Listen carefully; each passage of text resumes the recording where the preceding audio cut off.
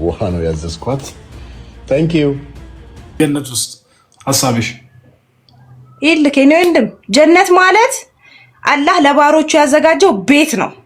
ቤት ሐባቢ አሰላሙ አለይኩም ወራህመቱላሂ ወበረካቱ።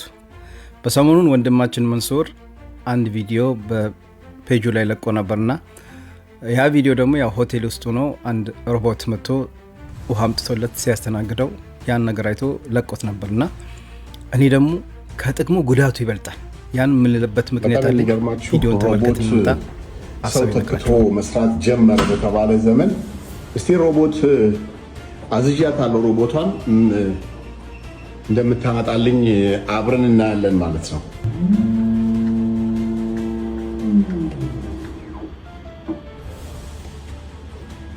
ውሃ ነው ያዘዝኳት። ታንክ ዩ። ውሃ ነው ያዘዝኳት። ይዛልኝ መጣች በሬ ድረስ ስራዋን እየሰራች ነው። ነብሴ አንተ ግን ተኝተሃል እኮ። ይሄ ሮቦት ነው የሚያስተናግድህ እዚህ። አይው ሮቦት ነው የሚያስተናግድህ። ስራውን ጨርሶ የተመለሰ ነው ወደ ቤቱ። በቃ እየሄደ ነው። ይው ሂድ ቻው። እሺ ሐባይቢ ቪዲዮ እንዳያችሁት ነው እንግዲህ። እኔ ደግሞ ከጥቅሙ ጉዳቱ ይበልጣል። ለምን ብትሉኝ ይሄን ስራ የሚሰራው ከዚህ በፊት አንድ ግለሰብ ነበር። ሰው ውሃ ሲያዝ ክፍል ድረስ ያደርስለታል የሚፈልገውን ነገር። አሁን ግን ያ ሰራተኛ ከስራ ተባረረ። ማን ነው የሚሰራው? ሮቦት ነው የሚሰራው። ስለዚህ አንድ ሰው ስራ በዚህ ሮቦት ምክንያት ስራ አጥቷል። ለዚህ ነው ከጥቅሙ ጉዳቱ ይበልጣል ማለት። እኔ የምሰራበት ድርጅት ኦልሞስት ለ14 ዓመት ምናምን እዛ ድርጅት ውስጥ እየሰራው ከኛ ጋር አንድ የሚሰራ ልጅ ነበር።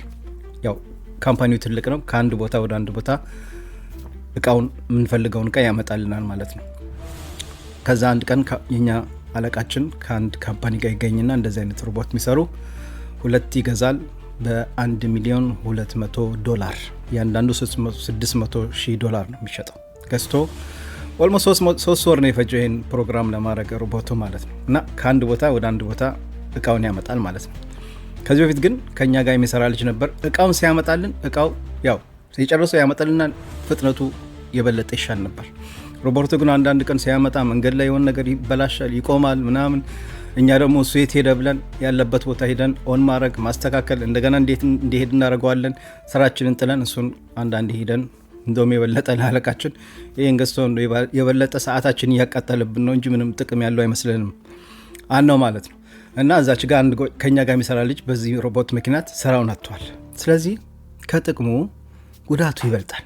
እንደዚህ አይነት ነገሮች ደግሞ ሀገራችን ላይ በየሆቴሉ ነጋዴዎች ካስገቡና ሀብታሞች ነገ በርካታ ሰዎች ስራቸውን ሊያጡ ብዬ ነው የማስበው። ለምን እዚህ ጋር ተመልከቱ። ይሄን ቪዲዮ እንግዲህ ያው እንደምታዩት ነው። እዚህ ጋር ቪዲዮ ላይ ይሄም እቺም ሀገራችን ውስጥ ተሰርታ እንግዲህ የቆሎ ተደርሳለች። እናንተስ ምን ትላላችሁ? ሀሳባችሁን በኮሜንት አስቀምጡልኝ። ይሄን ሀሳብ ነው የኔ እምነት። የኃጢአት ባሪያ ነሽ ስለማይል እኔ ያመንኩበት የኔ ባሪያ ነሽ ስላለኝ እኔ እሱ ባሪያ ነኝ። ኃጢአተኛ ነሽ ሲለኝ ደግሞ ኃጢአተኛ እንደሆንኩ ያመንኩ ጊዜ ደግሞ ተውበታለሁ። ተውበት የሚባል ነገር አለ። ሚንስ በእናንተ ቋንቋ ልንገርክና ንስሐ ትገባለህ። ቆመህ ቀርተህ ነው ወላ አረ እየሰማሁሽ ነው። እኔ እኮ ከማቋርጥሽ ብዬ ነው። አዎ። እና የኛ አላህ የኔ አላህ የተብቃቃ ነው። በቃ የተብቃቃ ማለት ነው። አልወለደም አልተወለደም። በቃ የተብቃቃ ጌታ ነው። አይወልድምም አይወለድም። እኔ ደግሞ አሁን አንተ ባርነት ላልከው በጣም ነው ባርነት የምወደው። በባይዛዊያችን ላይ አስበዋል። ከእስልምና ውጭ ሌላ እምነት ውስጥ ኖሬ ቢሆን ኖሮ በባይዛዊያችን ላይ እዚህ ጋር ሳርም በጣም በእንትን ነው የምናገረው ይሄንና በኩራት እናትና አባቴ የሌላ እምነት ተከታይ ነበሩ እና ልሃለው ሲሉ አንድ ልጅ ወለዱ። ታሪኩን ልንገራ። ከዛም በኋላ ወለዱ አንድ ልጅ። ያ ልጅ ሞተ። ቢሉ ልጅ ወፍ። ከዛ እናቴ ሄዳ ተሳለች። በቃ ያ ረብ ልጅ ከሰጠኸኝ እሰልማለሁ አለች ማለት ነው። የኔ አላስ አያሳፍርም ብዬ ከለ እኔን የመሰለች ለቤታችን ንግስት የሆንኩ ልጅ ተሰጣት ማለት ነው። በምን ቀን ተወለድኩኝ? በማርያም በአመቷ። አባቴ ፕሮቴስታንት ነበር፣ እናቴ ኦርቶዶክስ ነበረች ነው። ከዛም በኋላ አንድ አበባ ስጡኝ ጋይስ። ከዛም በኋላ የተወለድሽው ልጅ እኔን የመሰለች ንግስት ወለዱ። ንግስት ንግስት እውነት ንግስት ከዛኛ የአባቴ የእናቴ ዘመዶች ይኸው ማርያም ሰጠችሽ አሏት ማለት ነው። በማርያም ቀን ስለተወለድኩ እኔ አላህ ነው የሰጠኝ አቋሜን አልቀይርም አለቻቸው ማለት ነው። አላህ ባሪያ ሆኜ ባርነቱን ወድጄ በባርነት ውስጥ መኖር ሰው ነኝ። እኔም ጌትነቱን ወድጄው ማለት ነው ጌትነቱን ተቀብያለሁ። ጌታ መሆኑን አምኛለሁ። ለአንተ አምላክም ለኔም ጌታ የሆነውን አላህ Subhanahu Wa Ta'ala ተቀብየው በቃ ባርነቱ ተመችቶኝ ነው የምልህ። በቃ እንዴት እንደያዘኝ ደግሞ ብነግርህ ሱብሃነከ ረቢ እንዴ አቀማጥሎ ማለት ነው። እና ወንጀል ሰርቼ ምናምን ሁላ ማለት ነው ማውራው ከሱና ከሱ ጋር ብቻ ነው። በቃ ቀጥታ ያ ረብ ይሄን ወንጀል ሰርቻለሁ አፉ በለኝ እለዋለሁ ማለት ነው። ከልቤ ስጸጸት እሱ ይምረኛል። በሚገርም ሁኔታ ደግሞ ማርታው እንዲህ ዝም ብሎ ማርታ እንዳይመስልህ ከስጦታ ጋር ነው የሚምረኝ። እሱ ጋር ሐሳብ ያለኝ ማለት ነው። እሺ ሐሳብ ያለኝ አሁን ለምሳሌ አላህ ቅዱስ ነው ብለሽ ታምኛለሽ አይደል? ነውር የሌለበት አምላክ ነው። ነውር የሌለበት አምላክ ኦኬ። እኔም አምናለሁ አንቺም ታምኛለሽ እሱ። አሁን አንተ ግን አይደለም ቆይ አንዴ አንተ ግን አላህ Subhanahu Wa Ta'ala ነውር እንደሌለበት ታምናለህ አይደለ? አምናለሁ። በቃ እሱ አሁን እሱ ነው በቃ የሚያስማማል። በቃ እነሱ ከተስማማል እኮል ለልንገርሽ ሐሳቡን ልጨርስልሽ። የማን ልጅ ሁኜ ነበር ቅድም ያልከኝ? የማን ልጅ ሁኜ ነበር?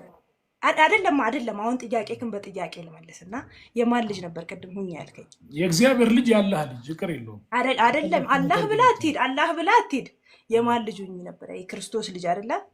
ክርስቶስ ደግሞ በክርስቶስ ኢየሱስ እግዚአብሔር ልጅ ሁኜ ነው ያልኩሽ እኮ ነው ባነሳሽው ሐሳብ። አሁን አላህ ቅዱስ ነው ብለሽ የምታምኚ ከሆነ እኔም ደግሞ ተቀበልኩሽ እሺ ቅዱስ ነው ብዬ ያ ቅዱስ የሆነው አምላክ ከሱ ጋር እንዴት ነው ኃጢአተኛ ሊወርስ የሚችለው ማለት? እኔ አሁን ይሄ አይገባኝም እና በግልጽ ማለት ሐሳቤ ልንገርሽ እሺ። አንቺ ኃጢአተኛ ነሽ ለምሳሌ አላህ ቅዱስ ነው መጽሐፍ ቅዱስ ላይ በእኛ ልንገርሽ ለምሳሌ የኃጢአት ደግሞ መጽሐፍ ቅዱስ አታውራ። አሁን እኔ ስለ ቁርአን አውርቻለሁ አይደለም አሁን በሚገባኝ ባለማዊ ቋንቋ አስረዳኝ። እኔ ስለ ቁርአን አላወራሁማ ስለ እንትን ነው እኮ አዎ በእኛ የሚለው እንደዚህ ነው። በእናንተ ምንድነው ነው ሐሳቤ እኮ መውረስ ምንድነው ሀቢቢያና ስለ መውረስ እኮ አላወራሁም ፍቅሬ፣ ስለ መውረስ እኮ አላወራሁም። የኔ ሐሳብ አስጀምሪያትና እንቀጥላለን። ቴንክ ዩ ጋይስ። አሁን አይደለም ሐሳብህን እናስጀምራለን። አንዴ ሐሳብህን ግን አንዴ እሺ አክሴፕት በያታ እንትን እንዳትይ እኮ እሺ ቀጥል። ቴንክ ዩ ሶ ማች።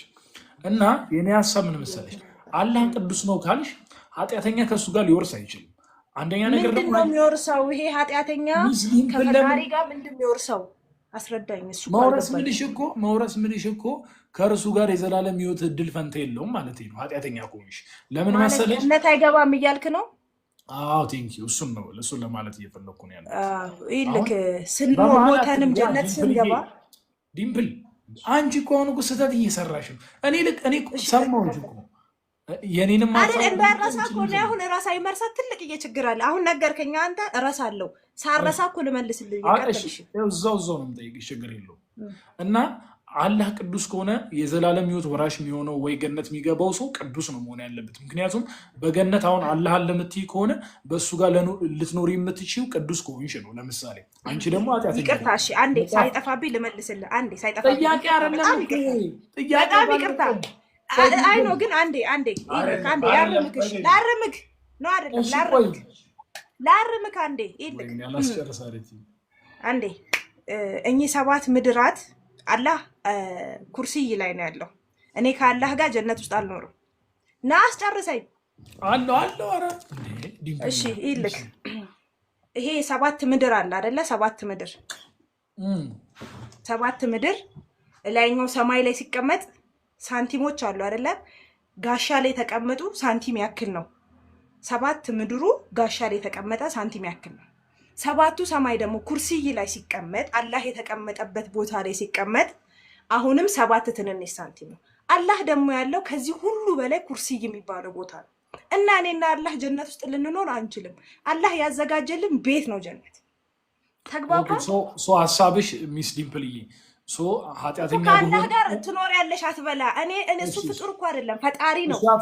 ይልቅ አንተ ቆይ አንዴ በቃ እሺ አትኖሪም፣ ችግር የለውም ተውኩት በቃ እሺ። አሁን አንቺ ወደ ገነት ለመግባት ኃጢአተኛ ብትሆኝም ችግር የለውም ማለት ነው።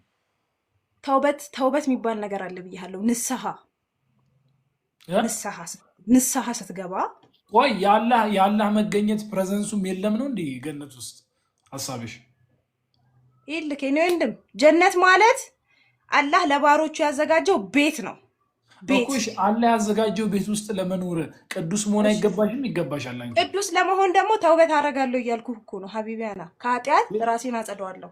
አላህ ደግሞ መሐሪ የሆነ ጌታ ነው እያልኩ ነው። ኃጢአትሽ በምንድን ነው የሚጸደው? በተውበት። ተውበት ምንድን ነው?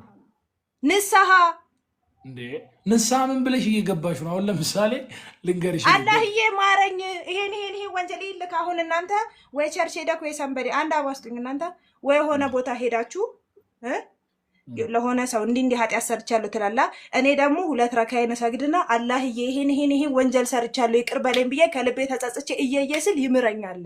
ከልቤ ከሆነ ቴንክ ዩ ሶ ማች። በቃ አሁን አላህ ለቅድስና ያለው ልክ በዚህ ሴንስ ነው ማለት ነው። አሁን ደግሞ ይኸውልሽ በክርስትና ስንመጣ እግዚአብሔር ያለው የቅድስና ልክ ልጅን መስዋዕት እስከማድረግ ነው። ለምን መሰለሽ መጽሐፍ ቅዱስ ላይ የኃጢአት ደሞዝ ሞት ነው ይላል። ሰው ኃጢአተኛ ከሆነ ኃጢአት ከሰራ ሞት ነው የሚገባው። ለዛ ነው ሞት ወደ ዓለም ሁሉ የገባበት ዋነኛው ሪዝን።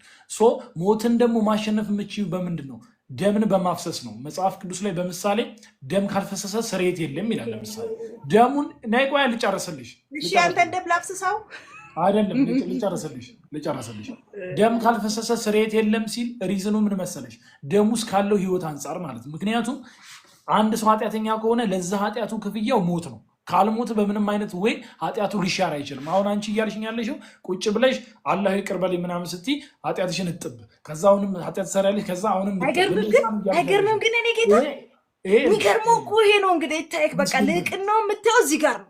አየካ ቸርነቱን ለጋስነቱ የምታየው እዚህ ጋር ነው። በቃ ወንጀል ሰርተህ ምናምን ከልብ ስትጸጸት እምርሃለሁ ባሪያዬ፣ ከልብ ከሆነ እኔ ላይ ካላሻረክ እምርሃለሁ ያለ ጌታ ነው። እግዚአብሔር ደግሞ ለኃጢአት ያለውን ጭካኔ በልጁ በክርስቶስ ኢየሱስ ደሙን አስፈስሶ አሳይቷል። ያ ደግሞ ምንድን ነው? ቅድም ያልኩሽ ደም ካልፈሰሰ ስርየት የለም። ደም ደግሞ ስርየት የሚያስገኘው በውስጡ ካለው ህይወት አንጻር ነው። ምክንያቱም መጽሐፍ ቅዱስ ላይ የሰው ህይወት ያለው በደም ውስጥ ነው ይላል። አይተሻል? እንዳታቋርጭ እንደ መቻ ቆይ ነው ወንድም፣ ቀጥል እንጂ ምን ሆነ? ከንፈሬ ላይ ነው እንደ ያለው ንግግር። ቀጥል ዝም ብለህ ይኸውልሽ በደም ውስጥ ህይወት ስላለ ያ ደም ሲፈስ ደግሞ ህይወት ነው እየፈሰሰ ያለው። ለሞት ቅጣት ለኃጢአት ቅጣት ሞት ነው እንደተባለው ያንን ሞት ደግሞ ክርስቶስ ኢየሱስ ለእኔ ሞቶልኝ ነው ህይወት ማገኘው። አሁን እግዚአብሔር ቅዱስ እንደሆነ የምታየው ልጁን ኢየሱስ ክርስቶስን በመስቀል ላይ ደሙን አፍስሶ መስዋዕት ሲያደርግ ነው። ያ ምንድነው የሚያሳየው? አንቺን ወዶሻል፣ ነገር ግን ኃጢአትሽን አይፈልገውም። ለምን? እግዚአብሔር ቅዱስ ስለሆነ። ሰው በክርስቶስ ኢየሱስ ሲያምን ኃጢአቱ ይነጻል። የዛኔ እንደ እግዚአብሔር ቅዱስ መሆን ይችላል በክርስቶስ ኢየሱስ ደም ማለት ነው። ያለበዛ ግን ምንም አይነት ወይ እግዚአብሔር የመጨረሻ እድል በዚህ ካልሆነ በቀር ምንም አይነት እድል አላዘጋጀም። ሐሳብ ይገባሻል? አሁን ሰው በክርስቶስ ኢየሱስ ሲያምን የሚነጻበት የእግዚአብሔር ልጅ የሚሆንበት ሪዝን ቅዱስ የሚሆንበት ሪዝን ከደሙ አንጻር ነው፣ ከፈሰሰው ደም አንጻር። አንተ ኢየሱስ መሞቱን በምን እርግጠኛ ነው? የእግዚአብሔር ቃል አለ፣ መንፈስ ቅዱስ ደግሞ አበራልኝ። ስሞት ጀነት እንደምገባ እሱ ቃል ገባልኝ። የፈጠረኝ ጌታ ቃል ነው አይደል? አንተ ቃሉን አምነህ ነው ትገቢያለሽ ማለት ነው። ገባለሁ። በቃ ቴንክ ዩ። ቅር አለክ? አሁን ይሄንን ያልኩሽ እኔ የመጨረሻው ሐሳብ እግዚአብሔር ነው። አሁን አላህ ቅዱስ ነው። ጃኔት አባቴ ነው። እሺ ወተህ እኔ ቤት ትመጣለህ፣ ከጃጋ ታወራለህ። እኔ አሁን የውቀት ደረጃ እንደማይፈቅድ በጣም 999 ጊዜ ነግሬያለሁ። እሺ አንዴ አሁን ያወራሽው ሐሳብ በጠቅላላ ከና ኃጢአቴ ወደ አላህ ገባለሁ እያልሽ ከሆነ አንቺ አላህ ምን እያልኳት ታንቀላፋለች አለ። አንተ መጥፎ ቃል እንድትጠቀም አገባባኝ። በእናትህ እግዚአብሔር ማለት ነው ይምረኛል። ሃይ ሰሚኝሽ፣ እግዚአብሔር ማለት ነው በቅድስና ሲሪየስ የሆነ አምላክ ነው። አትሸውጂ እህቴ። በልጁ በክርስቶስ ኢየሱስ ካላመንሽ ማለት ነው አሁንም እንዲሁ ልጁ መውለዱን አንተ በምን እርግጠኛ ነህ? ሲያስረግዝ በቦታው ነበርክ? በመውለዱ አንተ መውለዱን በምን እርግጠኛ? የእግዚአብሔር ልጅ መሆኑን በምን እርግጠኛ ነህ? ኢየሱስ የእግዚአብሔር ልጅ መሆኑን በምን እርግጠኛ ነህ? ልጨርስልሽ፣ ሐሳቤን ልጨርስልሽ። እሺ አሁን ይኸውልሽ ሚስ ዲምፕልዬ፣ በምንም አይነት ወይ ማለት ነው እግዚአብሔር ባዘጋጀው በልጁ በክርስቶስ ኢየሱስ ካላመንሽ አሁንም ቢሆን አላህ ያለሽ እንጂ የዘላለም ሕይወት ወራሽ አትሆኝም። ያለበዛ እንዲሁ እንደተመኘሽ ወንድ አታምልክ እያሉክ ነው። አሁን እኔ ቤት ያሉ ሰዎች ወንድ አታምልክ እያሉክ ነው። የኔ ወንድም አሁን ልክ ኢየሱስ ወጣ። ይህ ሀሳብ ሳያስጨርስ ወጣ። ጃይት አለ ጃ አለክ የለም ጃ ካለክ ላክልኝና እዚህ ጋር ከሱ ጋር ለሚርመጠመጡት የሆነ ነገር በላቸው። ድራሽ ደግሞ ከአላህ ጋር ጀነት ትቀመጫለሽ ይላል እንደ ይሄ የቆሎ ጓደኛው አረጋው እንደ ጀሊሉ አረሱ ሰው ግን እንዴት ነው የሚቀጥፈው? እና እናንተ የምታመልኩትን ነገር እወቁ ወይ ደግሞ በቃ ትክክለኛ እምነት ማለት እስልምና ነው። ያው ተቀላቀሉን፣ እኛ እንቀበላችኋለን። ወላሂ ላዚም በደንብ ነው የምንቀበላችሁ። ችግር የለብንም። እስልምና ሰፊ እምነት ነው እና ደግሞ አናስገድድም። እኔ ሰው አላስወጣም፣ እራሱ ነው ማያለኝ። ሙስሊም ምን ያህል ታማኝ እንደሆነ እንዳይ ስለፈለኩኝ አላስወጣም። ቃሌን አከበርኩኝ። እንደዛ አፉን እየከፈተ ማለት ነው። ገባ? እሱ ራሱ የሚጠይቀውን ጥያቄ የማያውቅ ደነዝ ነው። አሁን ገና ኡስታዜን አከበርኩ። ለዚህ ቀን እንደሚጠቅመኝ ያውቅ ነበር። ተውሂድ ነው መሰለኝ የቀራሁት። እቺን ረህማ መስጂድ እቺን ፓርት ጃሂል አይደለሽም። ኦ ቴንክ ዩ ዳሎንኩማ ተፋየትኩ እኮ ከሱ ይሻላለሁ። እንደሱ ጃሂል አይደለም። አስባችሁታል? እኔ ቀድሜ መጥቼ እንግዲህ እኔ አሁን እሱን በልጧሉ። ገና 22 ዓመት ልጅ እኮ ነው። የቂጡን ያልጠረገ ልጅ ኢየሱስ ሲሰቀላቸዋለሁ። እንዴት ይመጣዋልሽ? አይደለም ይመጣዋል። እናንተ አምናችሁበታል? እንደ ሴት ይስራሽ። ታነቅ ምራዘር ታነቅ። ባይሆን ራሳችሁን አሸውዱ። ተፈጣሪ ስለሆነ ፈጣሪውን ተከተሉ። እኔ ለእናንተ ብዬ ነው። እውቀት ደግሞ ቢኖረኝ ፈትፈት እያረኩ አጎርሳችሁ ነበር። ወፍ ኢምፒቲ ሆኖ ነው እንጂ እና የፈጠረውን ጌታ ተከተሉ። አስበዋል። ያለ እውቀት እንግዲህ እንዲያንደላቆ ካኖረኝ የኔ ጌታ ትንሽ ደግሞ እውቀት ኖሮኝ እንዳንተ አይነት 2-3 ጃሂል ማለት ነው ባሰልም ሱብሃንክ የሚሰጠኝን ላይፍ ብቻ ኢማጂን፣ ዝም ብለህ ኢማጂን። አልገደሉትም፣ አልሰቀሉትም። እኛ የምናውቀው እሱን ነው። እነሱ ደግሞ ተሰቀለ ይላሉ። እሺ ከተሰቀለ ሲሰቀል ቪዲዮን አሳዩን ማለት ኢየሱስ ክርስቶስ ራሱ ሲሰቀል የነበረበትን ቢያንስ ባናየው እንኳን በቪዲዮ እንመናል። ፈረንጅ የሰራውን የሚሸርበውን ሰው እያምጥታችሁ ሰቀላችሁት። አይሆንም። እሱ ሌላ ሲሰቀል አላችሁ። ያለ ማስረጃ አታድርቁና እኛንም አቦ መጀመሪያ ሴቱኝ ተመቸኝ ነው የምልሽ። እንደዚህ ወንዶኜ አላየሽም? ያን ሴት ተላላኪሽን እንዴት አንቀር